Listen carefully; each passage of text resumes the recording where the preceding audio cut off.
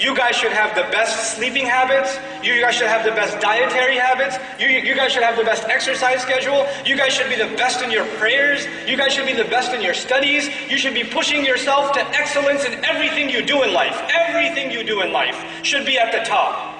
You should not be eating junk food. You should not be the people that are just lounging around wasting time. Yes, you should have a good time, but even when you play hard. You play hard. Young people, listen to what I'm saying, please, carefully. Please think about this. What is your life going to mean? If your life is just one video game to the next, if your life is just one episode to the next of a show, what are you pursuing? Who cares if you got trophies on that video game, or you got 100% synchronization in Assassin's Creed? Who cares? Who cares? What is that in what did that change for the world? You know, who cares how many push-ups you can do? Who cares?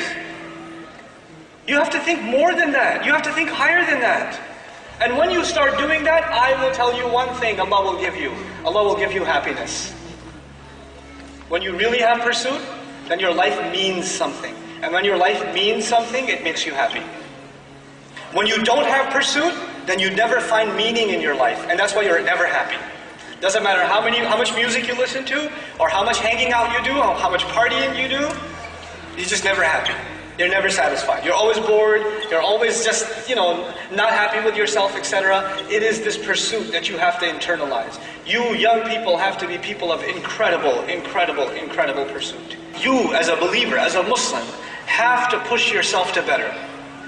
Whatever you're doing. If you're memorizing, you could be memorizing better. If you're studying, you could be studying better. If you're working, you could be working better. If you're volunteering, you could be volunteering better. Push yourself, especially when you're young. Right now you have time. You don't have that much responsibility. But I have homework. Yes, that's not too much responsibility. Responsibility will come once you get married. Once you have children. Right now you're free.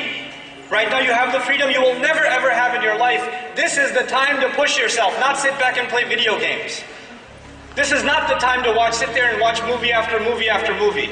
This is not the time to be excited about the new Avengers or whatever. This is not the time, not for you. You have much bigger things to do. The entire world is waiting on the impact that you will have. You can't sit around. Everybody else can, that's fine. They don't have higher pursuits. You have to be the person of excellence, because you're, from now, thinking about impact. Every single young man and woman in this audience should be thinking about, what did Allah give me? What talent did He give me? And what impact will I have on this planet because of it? What am I going to do with it? And as you think about that impact, then you realize what you're really working towards. You're working towards contentment, meeting with Allah. That is our ultimate truth. You want to be able to show Allah that you did everything in your potential. That's what you want to be able to do. And now my final bit in this. Allah says, وَأَن لَيْسَ لِلْإِنسَانِ إِلَّا مَا سَعَى. Human beings will have nothing for themselves except the effort that they made, the pursuit that they had. Now let's start again. The pursuit of happiness. The pursuit of cool, the pursuit of popularity, the pursuit of prestige, the pursuit of money, the pursuit of excellence, the pursuit of impact, and the pursuit of truth, yes? You know the most valuable thing to Allah? The most valuable thing to Allah of all of these is pursuit. Not money, not impact, not excellence, all of those things will come. What Allah wants to see from you is what? Pursuit. I told you there are prophets that show in front of Allah on Judgment Day how many followers? 0. So they had 0 impact. But Allah still gives them the highest ranks in Jannah. Why? Because Allah respects their pursuit, their effort, their grit. They were tough and they went through it. If you were to have a progress report for Nuh alayhi salam every year, let's see a growth chart in how many people became Muslim. Nuh alayhi salam, it's annual review. How many people become Muslim every year? 950 years. There's like,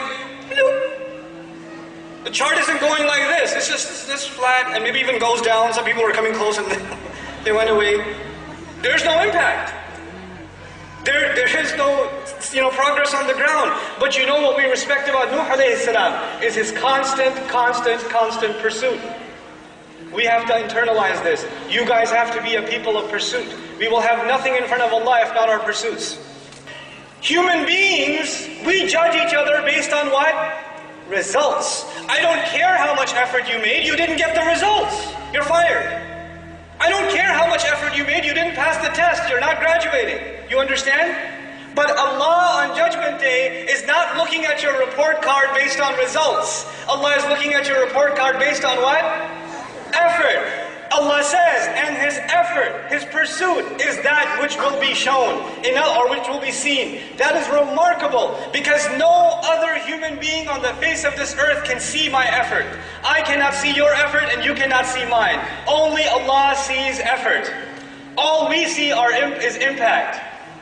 All we see are results. We are people of results. Allah is a judge of effort. Subhanallah. What an incredible master. Nobody will appreciate your efforts except Allah. So never underestimate your efforts because other people underestimate them. People didn't appreciate the kind of work you put in and you figure, well, I guess it wasn't worth it. It was to Allah. It was to Allah. It was worth it to Allah. So that part of my talk was specifically for the sisters. Because they do a lot of effort and they feel like it's not going anywhere. Not the guys, because guys don't do any effort. And they feel like, I did a lot, I tried so hard. You guys just have to stop lying to yourself. You have to telling yourself you're doing enough. You have to stop being lazy. Shaitan is destroying you guys. He's destroying you. You're so lazy. Stop being lazy. Stop rationalizing to yourself. Get up and do work. Do more. Stop thinking about accomplishment and start thinking about sincere, genuine, best possible effort.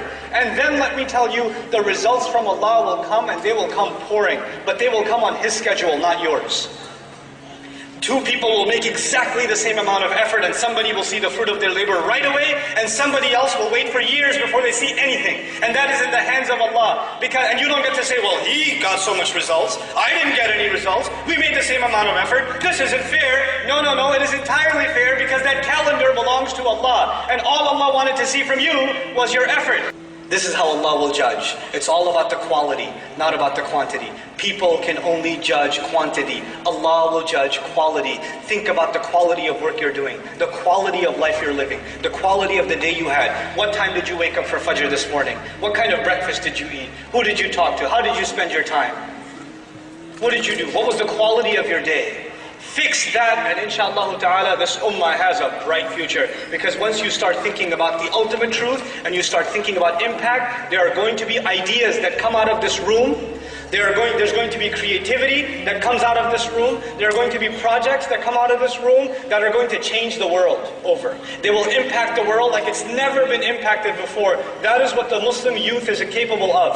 That is what the young believer is capable of when they have the right pursuit. May Allah Azza wa Jal make these people, these young people, the heroes of this ummah, the people of pursuit, that next generations come back and say, man, we want to beat them. They're the gold standard. And this last statement, as far as our nafs is concerned, we should remember. This is a little bit of advice, inshallah ta'ala, and we close. We start thinking, Allah is not going to take me yet. I have so much more to do and He knows that. Right? You start thinking, I've got time because, of course, He knows I'm taking care of a family, or I've got my degree left, and I've got things, unfinished business. And He knows I'm a good person, I'm not going anytime yet. He does not fear when He takes. You're worried about consequences of what might happen. He's not. And even the Muslims start thinking the world will stop running when they go. Who's going to feed my family? Who's going to take care of the bills? Who's going to do this? Who's going to do that? Right? And they the disbelievers try to scare you of that and say, buy home insurance or buy life insurance. Right? That'll take care of your family. That'll take care of your needs. But the believer realizes whatever your family is eating right now is not because of you. It's because He's providing. And they will be provided for. Their rizq has already been written, and when you come and when you go has already been written. When you're gone, they'll be provided for. The world will move on. Your name maybe will get mentioned sometimes, but just life continues. Life continues. So the one who acknowledges the humility of this nafs, right, and seeks to cleanse it, realizes true dependence on Allah Azza wa Jal, and realizes the power of Allah, that when He makes a plan, none of our plans matter. وَلَا يَخَافُ عُقْبَهَا. This is the absolute planning of Allah Azza wa Jal. So this concern with self-purification, this concern of becoming a better human being, a cleaner human being, to cleanse your nafs from filth. And these filth, these are batina. In other words, they're hidden problems. Maybe your problem is anger. Maybe your problem is jealousy. Maybe your problem is lying. Maybe your problem is cheating. Maybe your problem is ghafla. You're obsessed with entertainment. Maybe it's shamelessness. You don't guard your eyes. Maybe it's your tongue. You don't hold your tongue. You just say whatever comes in your mouth. These are all means by which your nafs gets dirtier and dirtier and dirtier. And the person now, the one who's attained success is the one who's engaged in the act of cleansing it. قَدْ أَفْلَحَ مَنْ تَزَكَّى. The one who engaged in this act has already attained true success. May Allah make us of them.